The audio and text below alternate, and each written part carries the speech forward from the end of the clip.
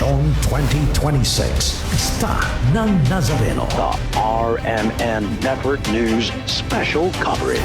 Pagdiriwang ng pista ng Pong Jesus Nazareno sa Cagayan de Oro, naging mahinahon at payapa. Detalye ng balitang yan mula kay Radyoman Ani Jane Duhay Lungsod ng RMN Cagayan de Oro. RMN Live Report!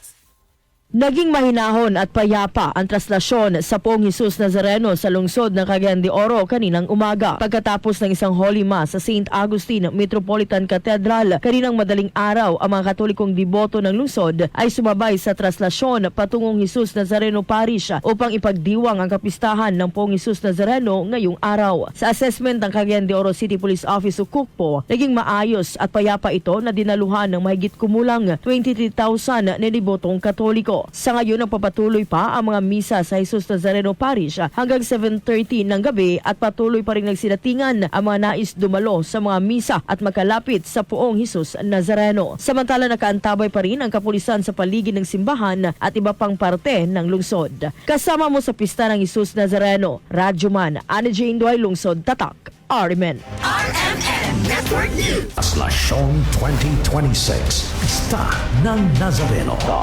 RMN Network News Special Coverage.